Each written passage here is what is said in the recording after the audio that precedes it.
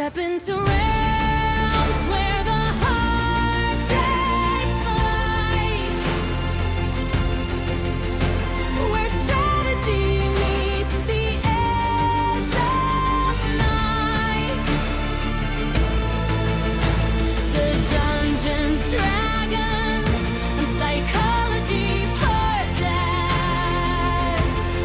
Prepare your mind. Now be our guest.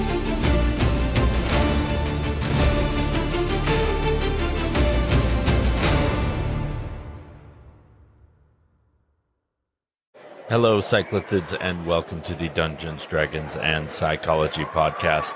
Today, I am recording at the Gym State Comic-Con convention in Boise, Idaho. So you might hear some fun background noises on today's episode, as there are people wandering all over the place today, having a great time. I have seen every sort of character from every sort of wonderful, nerdy thing that you can imagine, and I'm just having a great time. So I do want to say thank you to everybody who has come and met me at the booth, has introduced themselves, taken the cards, bought copies of the book. I really hope that you have found your way to the show and are enjoying it and listening now. Welcome. If you are new to the show, my name is Robert Walker, and this is the Dungeons, Dragons, and Psychology podcast, where I teach collaborative storytellers how to have more immersive campaigns using psychology. What we're going to be talking about today is utilizing ideas from different versions of role-playing games, sort of cherry-picking the ideas that you most like and incorporating them into a single game or a single session that you're running for yourself, or even turning them into your own setting, so to speak. Now, I have been running games and role-playing for a little over 25 years, so this is something that I do a lot. And the main reason is because I've had so much exposure to different settings, to different editions of Dungeons and Dragons and other role-playing games as well, like Pathfinder and Call of Cthulhu. When I had Monty Cook on my show at the beginning of Season 2, he said something that really stuck with me and I think explains my own feelings about the concept really well, which is that once a consumer or a player buys a piece of work that you've created for a setting or a story, and then they go ahead and run in that world, it then becomes theirs. So there's no reason why they can't change it and modify it and morph it into whatever it is that they want it to be that is going to be most useful and most applicable to their game table. Now, I can give you a few examples of the way that we have done this in our own stories, the way that we have used it around our table, because I think the things that we have done have enhanced our overall play style, and we've incorporated things from many different editions and different settings into our typical play style so that it fits our game table. So although our group primarily uses Pathfinder as its standard system now, and typically that is Pathfinder First Edition, we have incorporated items from Pathfinder 2nd Edition, D&D 3.5, D&D 4th Edition, D&D 5th Edition into our house rules that we basically utilize in every single game that we play. One example I'll give you of those is from 4th Edition. We used 4th Edition only for a very short amount of time, several campaigns, and we decided that it really didn't fit our personal play style, but there were a couple things from it that we really, really liked. The first one that we really liked was the way that they did stat increases. They had a greater amount of stat increases happening rather than just the one every 4 levels. You were getting 2 different stat increases every 4 levels to 2 different stats. So that's something we have kept forward in basically every session or every campaign that we've ever run since then, even in a different system. And the second one, and the one that we utilize even more so than the stat method, is we use skill challenges. Skill challenges came out of 4th edition, and they were an excellent way in order to have your party engage in an activity as a group using the skills on their character sheet as sort of like a skill combat, almost, so to speak. So there are different difficulties of those challenges, and it sets how high the DC is that you have to attain, and how many successes you have to have before a certain number of failures in order for the group to complete the skill challenge. What I really like about this is it changes the whole narrative of, well, if you're trying to sneak into a castle or something, one bad stealth roll from a single member of your party sort of ruins that whole activity. However, if you do it in skill challenge, you don't just incorporate stealth. You're also incorporating things like a character who's really strong being able to hold the portcullis open while everybody else sneaks underneath, or a character who has a really good climb skill, scaling the wall and lowering a rope for everybody else to make their way into the castle. So it's not just roll a stealth check and hopefully everybody in the party succeeds. You're taking sort of an aggregate of everybody's best skills that are applicable to a scenario and using that as a way to progress the story. What's really great about incorporating this sort of thing into our house rule and our basic method of playing is that as we play, anytime the Dungeon Master calls for a skill challenge, the party already knows what that is, even though it's not part of the system that we're playing in. We use it so frequently, it has just become known in our gaming circle. The really important part about all this is finding out what works best for your group.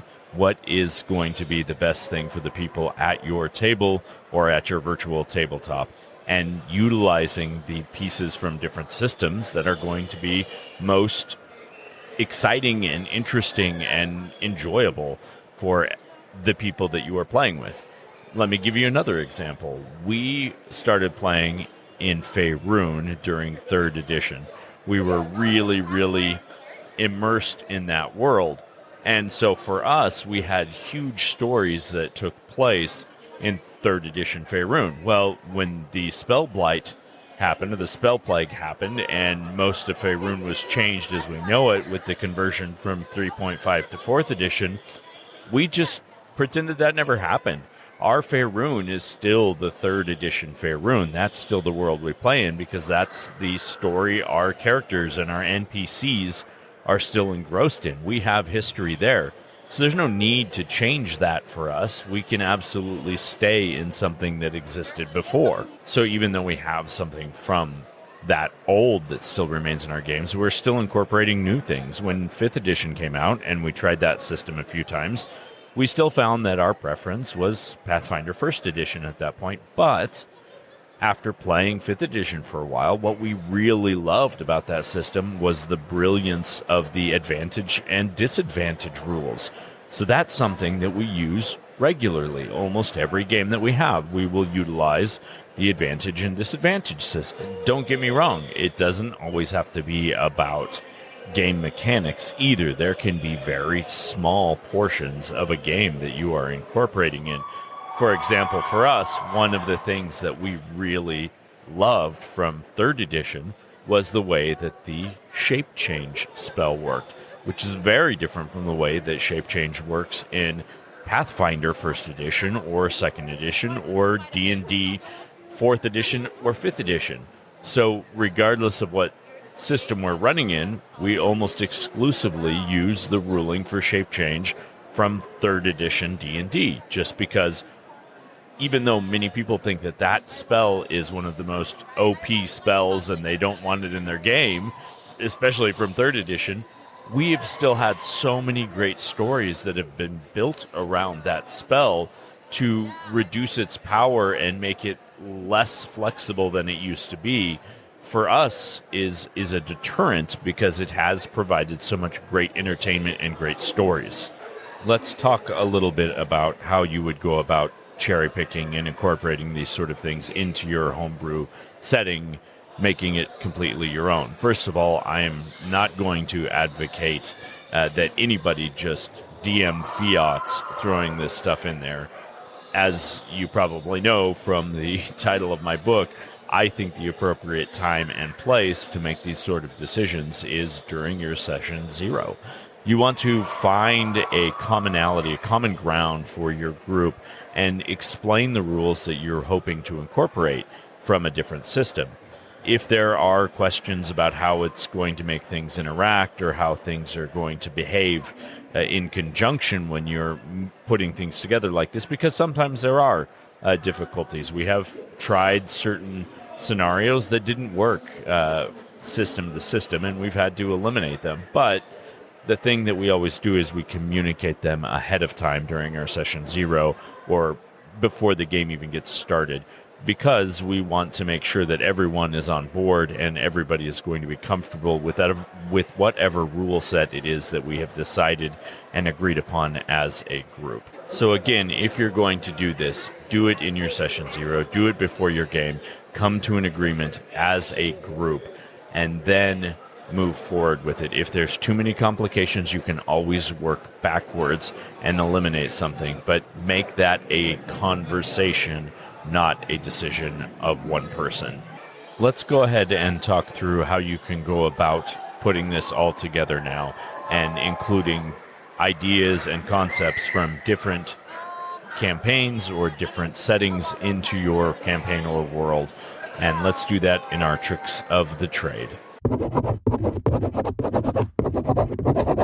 So like I mentioned before, probably the first and most important aspect of doing this is that you need to communicate with the other people who are going to be at your table. You can't just make this decision or this ruling on your own. Of course, as a DM, it's your prerogative. You could if you wanted to, but it's not going to lend to a very inclusive game table if that's the approach that you're always going to take. And it might surprise people and make them not interested in the game you're playing. So, like I said before, communicate and make sure that everyone's on the same page, usually during your session 0. The next, and I think also equally important step to this whole process, is if you're going to incorporate rules and you've had to make decisions about how they will interact between systems, you need to document that stuff so that you have a clear idea of how to rule things as you move forward.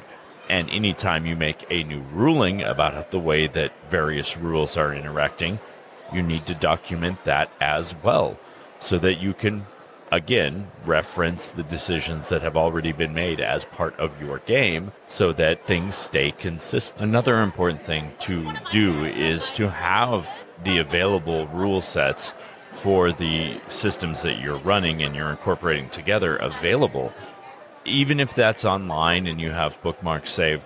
But whatever rules you're using from systems, keep a detailed description of each of those rules somewhere at hand so that you can reference them in their totality if you need to improvise what way they interact, or if you need further information about how they would function in your world.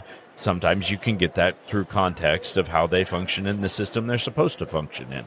That is all for today, Cyclothids. I just want to remind you that through the end of today, 4 p.m., I will be at the Gym State Comic-Con in Boise, Idaho. If you want to swing by and buy a copy of my book or meet me in person, I also have a couple of limited edition mugs available.